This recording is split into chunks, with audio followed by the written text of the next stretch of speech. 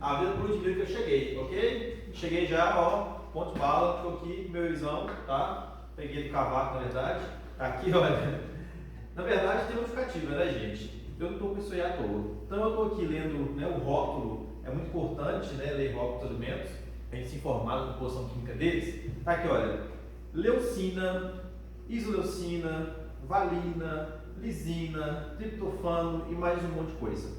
Na verdade, a gente pega o whey protein, esse whey protein tem o quê? Na verdade, tem aminoácidos. Então, o tema da aula de hoje, para completar, né, para inteirar as nossas aulas de bioquímica, né, a gente veio falando aí alguns dias sobre carboidratos, sobre lipídios.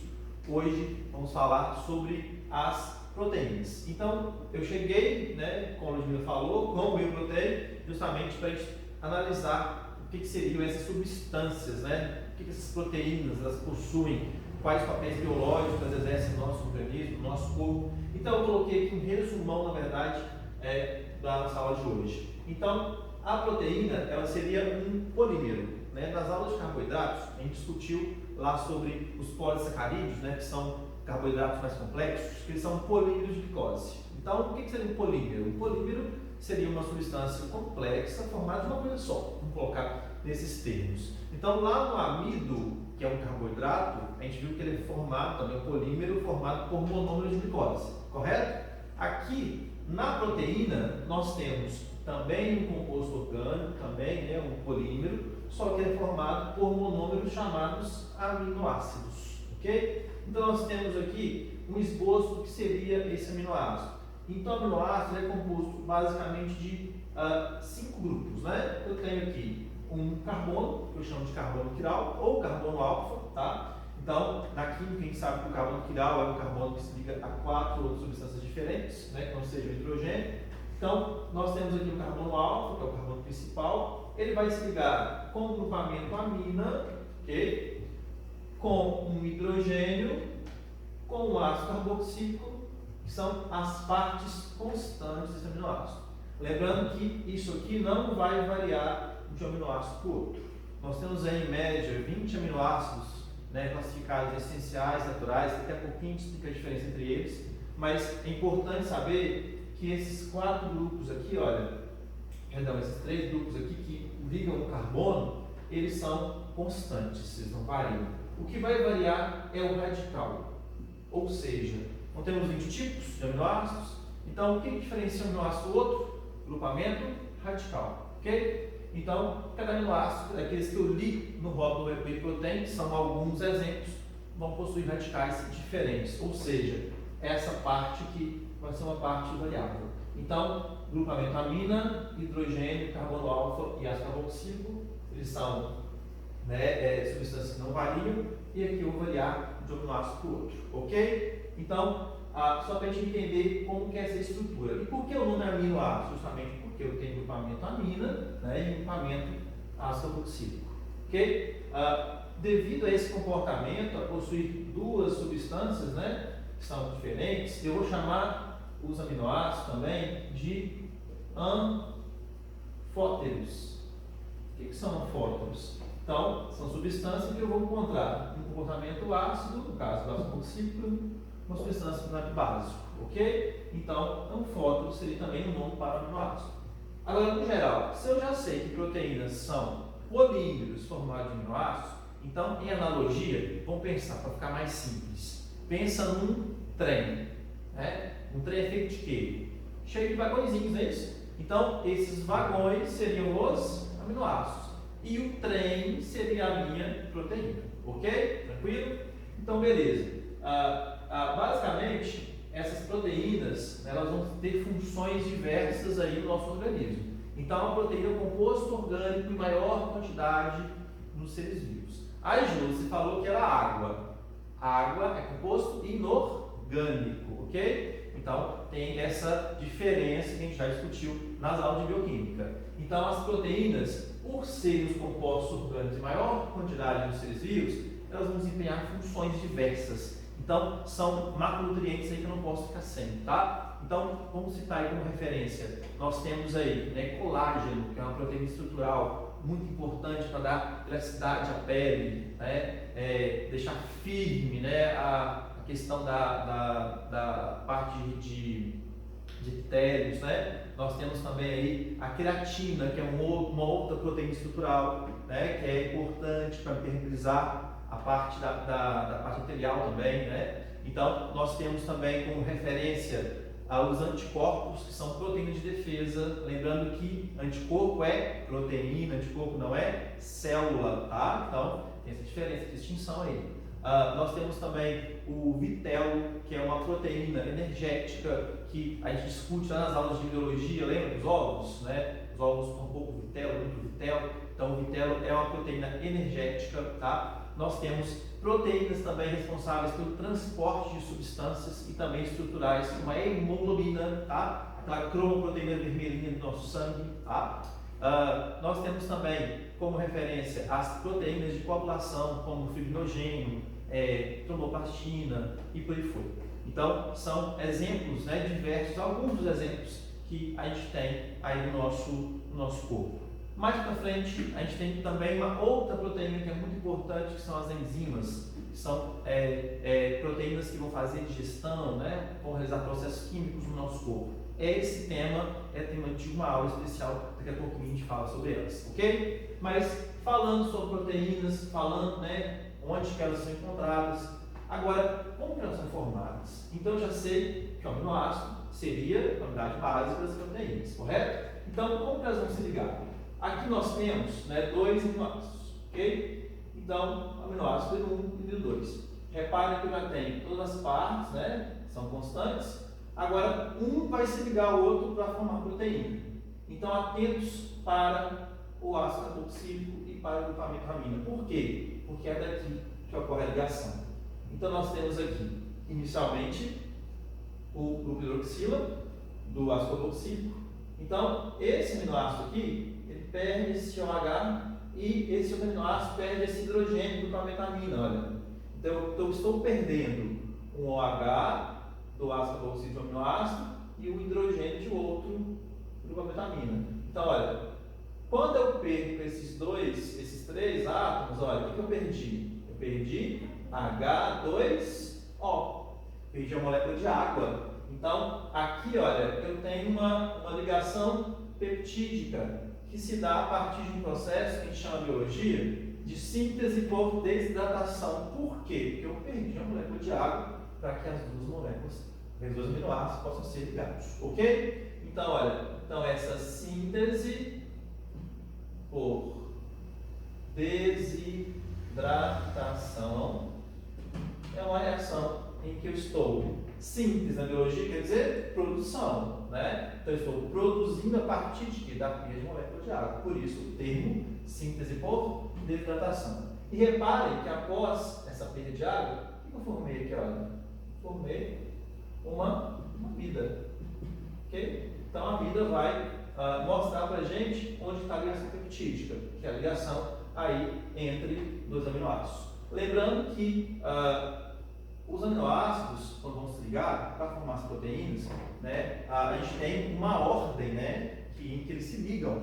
Essa ordem de ligação dos aminoácidos é determinada no nosso corpo pelo nosso código genético. Então, a gente tem uma sequência de base do DNA, okay, que ao passar por um processo de transcrição, eu vou formar um RNA mensageiro. Esse RNA ele vai ser traduzido em aminoácidos na hora de formar a minha proteína.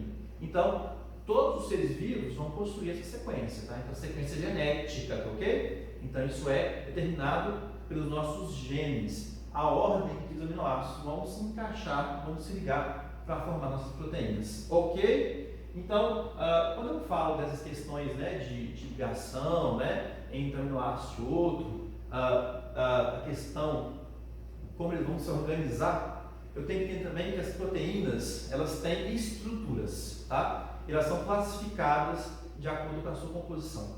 Então, se eu tenho uma proteína que ela tem só aminoácidos, ok? Formando esse peptídeo, eu vou dizer que ela é uma proteína simples, ok? Vamos voltar? Então, proteínas cuja composição são apenas aminoácidos são proteínas simples, ok? Como a gente aqui, né? Nós somos simples, ok? Agora, tem um outro grupo de proteínas que, além de aminoácidos, nós temos aí outras substâncias, né? Ou substâncias orgânicas ou inorgânicas. Então, quando uma proteína ela tiver aí a sua composição, além de aminoácidos, uma outra substância, eu vou chamar de proteína conjugada. Né? Em termos mais técnicos, né? Como que a gente define proteínas simples e conjugadas? Então, por hidrólise. O que é hidrólise? Para eu conseguir formar a proteína, temos que perder água. Ok? Então, para eu quebrar essa proteína, o que eu preciso? Eu preciso de uma enzima, que é uma macromolécula, macronutriente, e eu preciso de água. Ok? Então, quando eu quebro uma substância complexa a partir, né, com a ajuda da água, eu digo que aquilo ali é um processo de hidrólise. Tá? Então, por hidrólise, quando eu quebrar uma proteína, tiver só aminoácido, proteína simples. Por hidrólise, ao quebrar uma substância, né, eu tiver aminoácidos e outro grupo, né, seja um composto orgânico ou inorgânico, proteína conjugada. Um exemplo de proteína simples, né, no nosso corpo é a insulina, né, aquela proteína que vai realizar o quê? Regulação glicêmica, né? Um exemplo de proteína conjugada seria a hemoglobina. Então, a gente viu também na aula de bioquímica, né, na parte inorgânica, qual que é a substância fundamental que auxilia na formação da hemoglobina. Ela não é uma proteína que vai transportar gases, então eu preciso de quê? Eu preciso de ferro para se juntar com a parte proteica. Então, por hidrólise, o que eu libero? Eu libero aminoácidos, libero também ferro. Então, a hemoglobina seria um exemplo de proteína conjugada, ok? Então, quando as proteínas estão na sua forma tridimensional ou espacial, elas vão ter estruturas também específicas, que eu vou chamar de primária, secundária, terciária e quaternária. Tá? Então, isso aqui é importante por quê? Porque quando a gente for falar sobre desnaturação, é importante que esse conceito fique claro na nossa cabecinha. Por quê? Como a proteína ela tem uma estrutura definida, essa estrutura está ligada à sua forma e à sua função biológica, ok? Então, caso aconteça alguma coisa na reação química, alguma substância que vai influenciar nessa estrutura, se eu modificar a sua estrutura, eu modifico a forma da proteína, isso vai gerar perda de função. E nós já vimos que as proteínas têm funções diversas. Então pensa comigo, se tem um efeito, né, alguma substância, né, alteração de temperatura, pH, que vai alterar, por exemplo, a hemoglobina, que faz transporte de gases, né? Então, ela é importante para quê? Para levar o oxigênio até as células e remover o gás carbônico e levar para a parte externa da nossa respiração. Então, se eu não tenho uma proteína que faça esse processo, então eu vou ter disfunções metabólicas. Então, isso é muito importante, tá? Eu não posso permitir com que as minhas proteínas entrem nesse processo de modificação da sua estrutura. Tranquilo? Então, agora a gente vai conhecer um pouquinho as estruturas. Então, aqui eu tenho proteínas que são de estrutura primária, tá? Então, a gente chama na bioquímica de um colar de pontas, né? Então, tem, né, vários aminoácidos ligados uns aos outros, através de ligações peptídicas, né, simples, tá?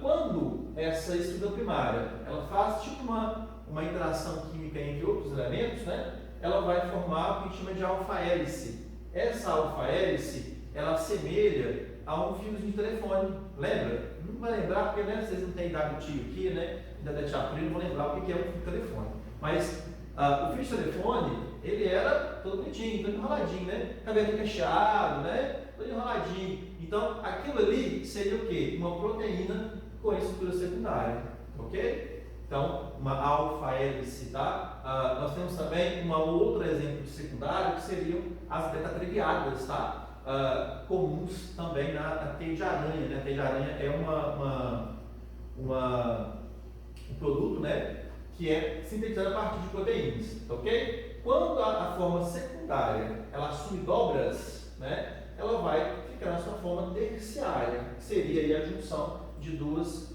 ou mais estruturas secundárias. E por último, a mais complexa, né, que é a quaternária, que seria a junção de várias terciárias, ok? Então, tá vendo que tem formas distintas? essas fórmulas distintas, elas têm uma ligação importante com a função? Então, quando a gente fala sobre essa questão, né, de função biológica, né, sabendo que as proteínas são abundantes no nosso corpo, vamos pensar aí quais são fatores então que podem alterar essa forma tridimensional de uma proteína. Então a gente tem primeiro dois fatores importantes que vão provocar o que a gente chama na biologia de desnaturação. Então, desnaturação, o conceito geral seria quando uma proteína ela tem a sua função, né, a sua estrutura modificada. Então, pensa comigo, não está enroladinho? Então, se essa proteína geralmente ela perder esse formato de alfa-S, ficar esticada, ela não vai exercer mais a função que ela deveria na minha célula. Então, tem perda de função devido a uma modificação estrutural. Tranquilo? Então, esse seria o conceito. Então, desnaturação é um processo, né, biológico, onde, através de algum fator, quais são os fatores? Dois principais, temperatura e pH. São os principais fatores que vão provocar essa perda de estrutura de uma proteína, ok? Então ela perde a função biológica. Um exemplo clássico, né, que sempre é cobrado aí em questões vestibulares, né? Febre, nosso corpo, nós não somos animais que mantemos a temperatura do corpo constante. Então, basicamente, se eu altero essa temperatura, se eu elevo, né, então a febre não é um processo fisiológico, né, anormal, que é usado para defesa contra antígenos, né, que há uma alteração na temperatura corporal para mais. Então, olha, 36,5, né, que seria o ideal. Passou disso aqui, eu estou ok, estado febril. Por que a gente tem lá aqueles sintomas, né, frios, a gente fica, né, corpo meio bambo, meio cansado? Por que esses processos eles ocorrem durante o estágio febril? Porque a febre, se ela mantiver, se ela for constante, né, for uma febre intermitente, o que vai acontecer? A gente vai ter desnaturação de proteínas no organismo. Então, lembrando, desnaturou, perdeu estrutura, perdeu função biológica, tá? Então, é importante. Outra coisa também, né, para exemplificar isso aqui, a gente pensa também um caso em casa, quando você vai fritar um ovo. Lembra do ovo? Pega um ovo. A geladeira, pega um ovo. Agora, balança o ovo. O que tem ali dentro? Tem a clara e a gema, não é isso? Então, clara e gema tem qual é a consistência? Ela está sólida? Ela está gasosa? Ela está mais líquida? Está mais líquida, correto? Então, as proteínas, a albumina que está ali, que é a proteína do ovo, como que ela está? Ela está uma consistência mais líquida. Agora, acende seu fogão. Acendeu? Agora, quebra o ovo. O que aconteceu? Como que a consistência agora está? Ela está a mesma?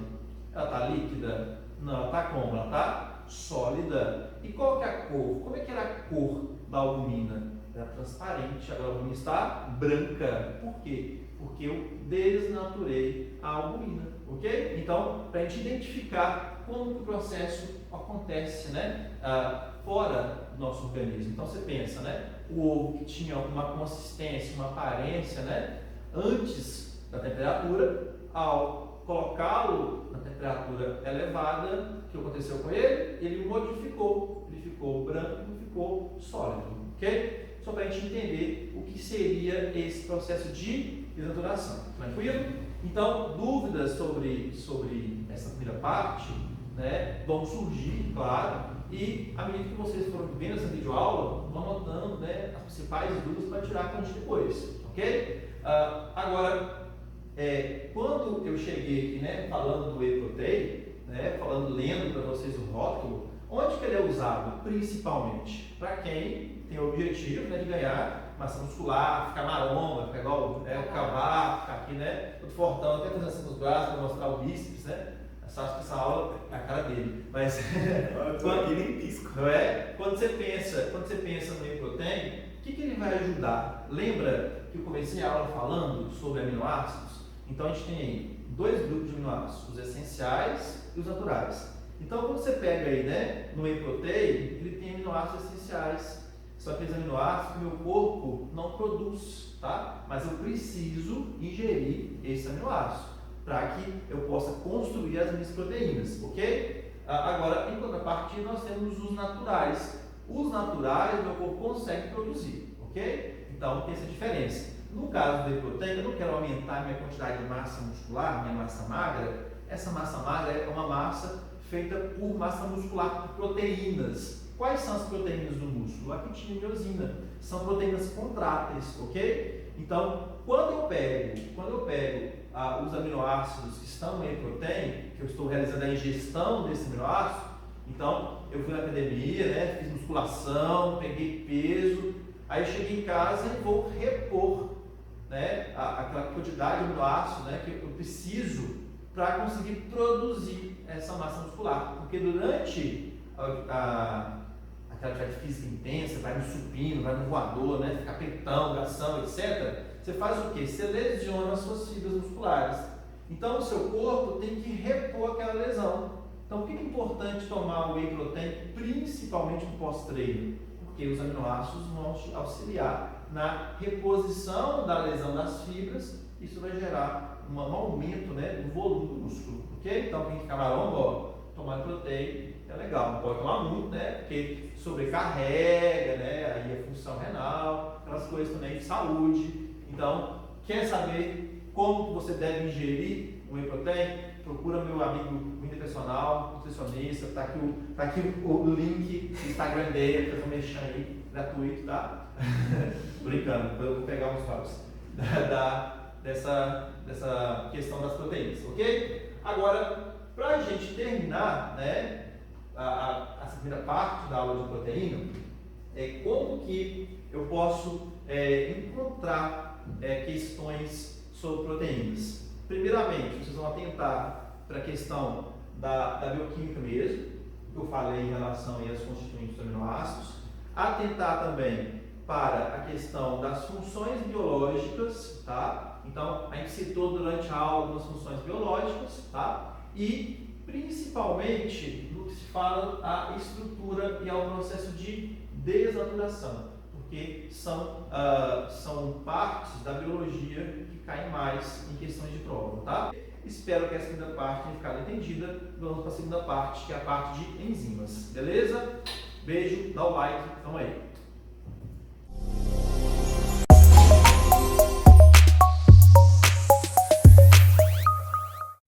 Então acho que vai ter que gravar de novo.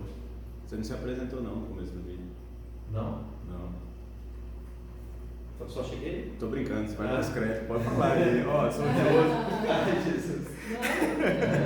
Não falei? Então fala agora, ó, sou o Josi. Você fez em fôlego.